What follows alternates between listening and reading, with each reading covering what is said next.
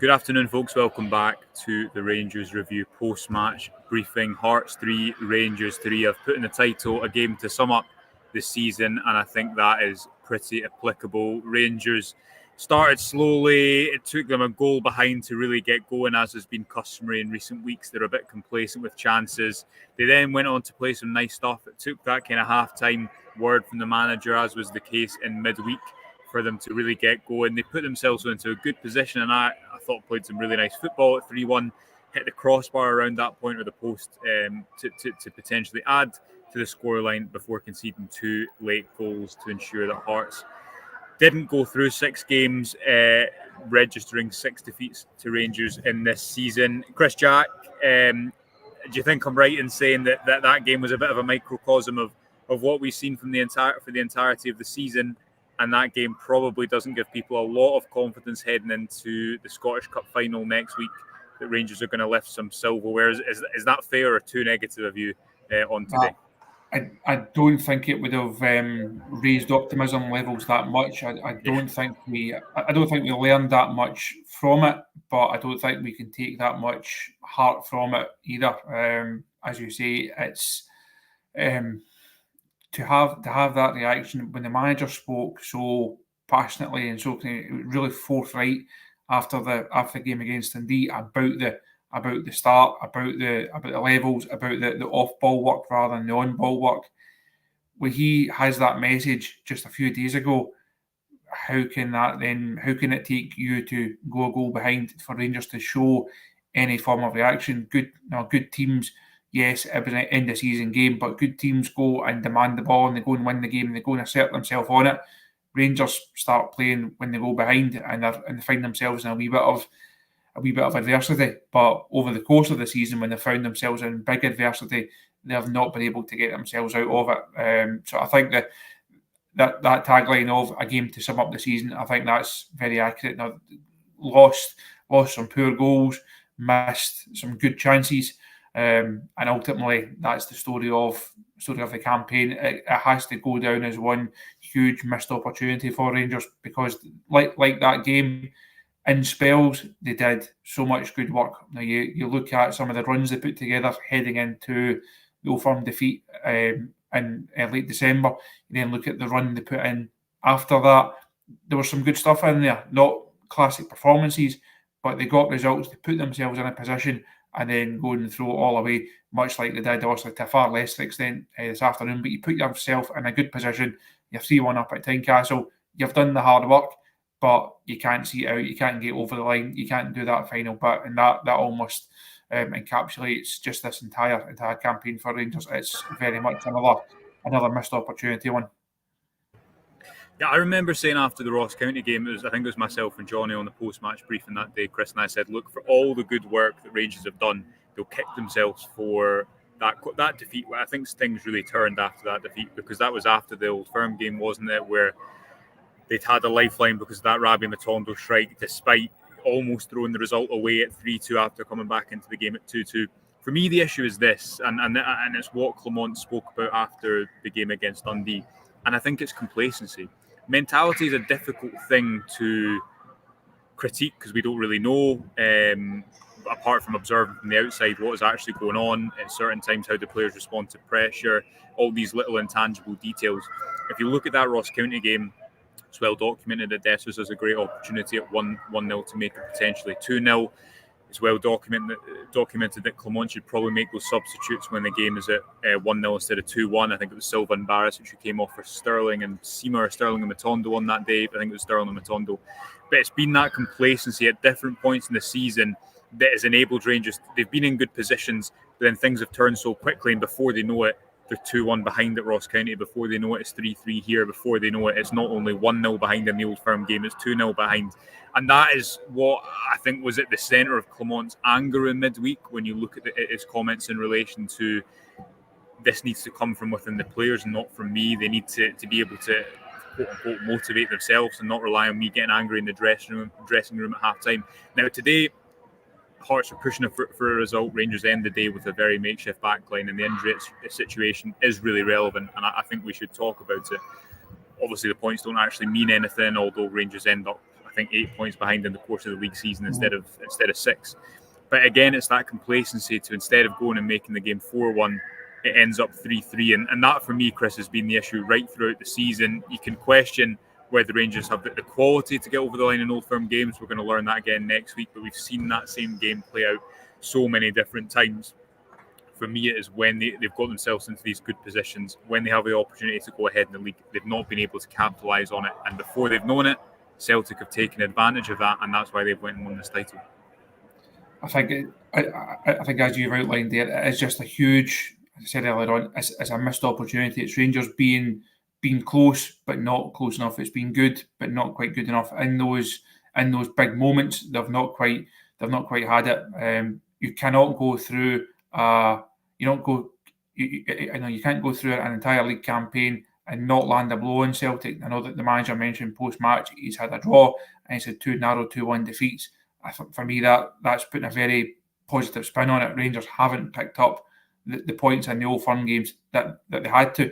You mentioned at the top of the show about Hearts avoiding going through the whole season without getting a result against Rangers. Hearts have been by far and away the third best team in Scotland. The Rangers' record against them this season has been good.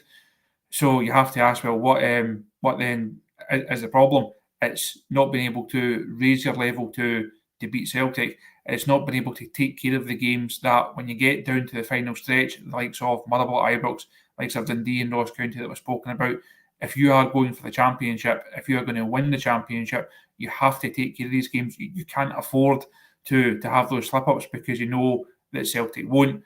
And if you do have those slip-ups, you then have to make up the ground in the derby games, and that's not something that Rangers have looked like doing.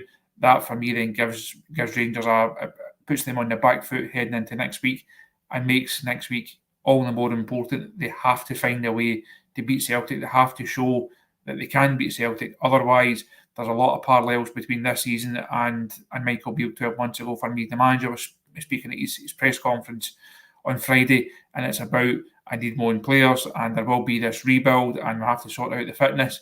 If you look back at Michael Beale press conferences from around about this time last season, messages are very, very similar. Now, I think Clement is a better manager than Michael Beale, but the problems within Rangers are still the same. They still need addressed, and it will take time and money, and they are the two things that are always the most important factor at any club. But we know it at Ibrox. Time is always in short supply, and the finances are going to be hugely important over the course of the summer as well.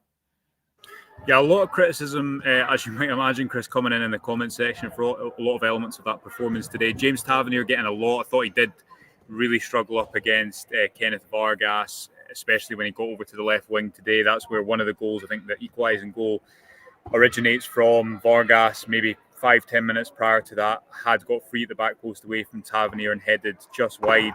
There's no doubt, and Clement said in the week, he said 2 statements that stood out to me, Chris. He said, when asked if there was more work or more change required than he first thought, he said yes, very blunt, and I think deliberately so. He also went on to speak about this being the end of a cycle. It's clear, and the next couple of months are going to determine the length of those changes, just how significant they are. It's clear for a lot of players next week that this is going to be their final game for Rangers. I'm not saying that's necessarily the case at all for James Tavernier, but he's not in a great moment at the moment. He's going up against an opponent in Dyson Maeda, who he has really struggled against in the past. This is a game that can change the tone for Clement, as we've spoken about somewhat going into the summer, because he would have gotten a big win over Celtic. He would have lifted a second trophy. It feels to me like that is almost as important as the trophy, and I know that's not technically true, but if you go into the next season, and if Clement goes into the next season with the optimism that had been built up, petering out so much, despite the fact that a lot of change is going to occur, then he will start next season in a far more difficult footing. How do you see the criticism of Tavernier today, and just on that question of the overall tone next weekend? Because Rangers haven't won a meaningful Old Firm game in well over 2 years since they last beat Celtic at Hampden. They're not favourites for next week. Clement said in the press conference he still very much has belief they can do that, but they will have to put on a performance and start at a level that gives, I guess, supporters going to Hampden the confidence that Rangers can get a result, because I would wager that optimism is pretty low this afternoon. I think the conversation with Tav probably he falls into a similar group as a number of these players that the manager speaking about this end of a cycle. Tav's clearly the most high profile one who is involved in that cycle. But I think a number of the fans, if you said to them, who in that squad would you be really, really sad if they moved on over the summer? Who are the stalwarts of this group that just have to remain? Not convinced that a lot of people would say that Tav is one now. And that's the case for the other bigger players within that group. Conor Goldsmith I've spoken about a lot over the course. John Lundstrom will obviously move on. Barisic will move on. So there will be almost a changing of the guard at Rangers. It's not just a case of we're now tinkering round about the edges. The time has come for like more substantial changes. And if the board believe in Clement, if the fans believe in Clement, then he has to be the man that's allowed to go and do that if he feels that's the right way forward. He will only have that backing if he shows that he can beat Celtic. Ultimately, a Rangers manager that can't beat Celtic, you're no use as a Rangers manager, and you won't survive very long as a Rangers manager, no matter what you do and so many other games, no matter the other signs of progress. If it gets to the Old Firm games and you keep losing them, major questions are going to be asked. So I don't have the faith that Rangers can go and beat Celtic next weekend. I think it's a tall order for them.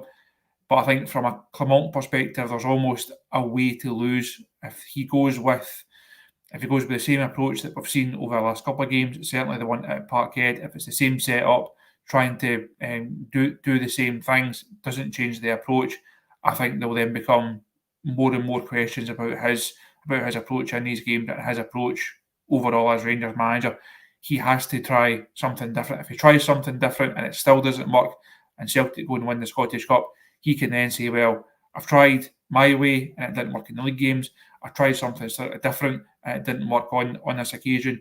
But I now have two perspectives to look at. And if I get the right players, I believe one of these perspectives can work. If it's the same thing or the same tries, but you end up with the same outcomes, I think it then becomes difficult for the manager to try and spin that into a positive from his perspective. So it's a huge game for Rangers. Should be the last game for a number of these players, but I don't think you can underestimate how important it is for the manager in terms of his standing almost amongst the support. He still has a lot of credit in the bank, and rightly so, but there's nothing that removes that credit quicker than Old Firm defeats.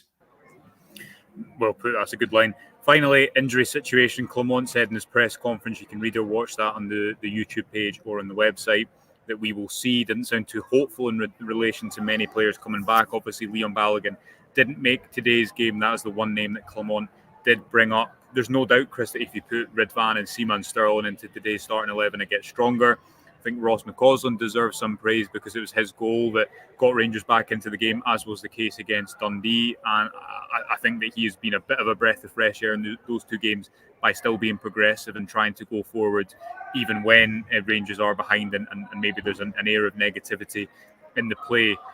Clement was then asked he was asked how hopeful it was that certain players would come back, and he went on to say that it's difficult for him to plan a specific game plan because he doesn't know who will be back. I kind of go along with your thinking and other people's thinking as well.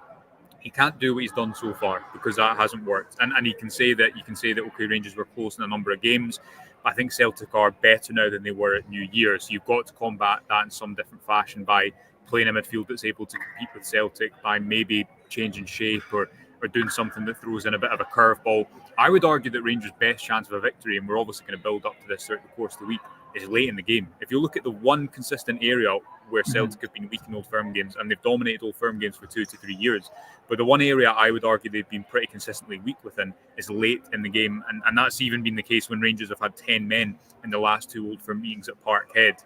If I'm Philippe Clement, I'm looking at that and thinking, if you can keep the game in whether it be 0-0 or 1-1, whatever it may be, if you can keep the game alive to the closing stages, that seems to be over the last few seasons one area in which Rangers have been strongest, and maybe then they have a foothold, maybe then they can start to compete better in the game and go on and win it. If they do the same thing, it feels very, very unlikely that they're going to get a result, and so much of that, Chris, comes down to the quality that Clement does have to work with. You see again the back four he's ending with today, Leon King and Dujon Sterling at centre-back. A lot of this final is going to be dictated by just how many of his starting 11 are back ready and available come 3 o'clock next Saturday at Hampden. if it's a positive week in terms of injuries, it clearly gives Rangers a better chance. But I think the manager was asked, do you want players to be in or out early on in the week, or do you give them right until Saturday morning? If you're giving them right until Saturday morning, that also has a knock-on impact on all the preparation work that you're able to do through the week. But he doesn't really have much choice right now. He spoke about on Friday about his principle being you need to have a week to 10 days of training on the training pitch before he puts you into a squad, and how he's had to rip up that principle and basically park it, because if he didn't, he wouldn't be able to put a team on the pitch at times. It's now, there's so much riding on Saturday. It's a case of, I think you have to give everyone, certainly your more influential players like Sasima, you give him as much chance as possible. If there's any way that he can get through an hour on Saturday, he has to start. There's no point in saving him. Give him an hour and go and try and take the game to Celtic in a different manner. Rangers need the best players on the pitch. So I think someone like Sima, I think you give him the chance. Radvan would clearly be a huge boost. Need to hopefully in the minutes he got today puts him in line for a start. Balogun, I think, as we spoke about pre-match, Balogun is a big one for Rangers now. They need someone to give them a better option than Davies and Leon King. Balogun being back would be great.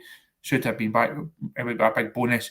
And then that gives the manager options. Sterling, I think, getting minutes today is a positive as well. So it's not all doom and gloom, but I think Rangers fans, they've been through enough this season, been through enough in recent seasons. They're very realistic. They know where the team is at. They know where individual players are at, and they know where that compares to Celtic. Right now, I think it's hard to make a compelling case why Rangers will go and beat Celtic, but that's not to say you can't you can't make a case of why they could. But I think that's as good as it gets for Rangers right now. It's a could, it's a chance, it's a maybe, it could be one of those games. It's very difficult to say here is why Rangers will beat Celtic, because I just don't think they have the options or have the quality right now. Well, we're going to build up to the game in a lot of depth this week, trying to tackle a lot of those questions. Until then, thank you for joining Chris and I on the post-match briefing, and thank you for watching right throughout a domestic season, which has ended again with Rangers not lifting the Scottish Premiership trophy. Who knows what will happen next Saturday? As Chris says, loads of coverage for you to come on the website. Until then, enjoy the sunshine, enjoy your Saturday as best you can, and we'll speak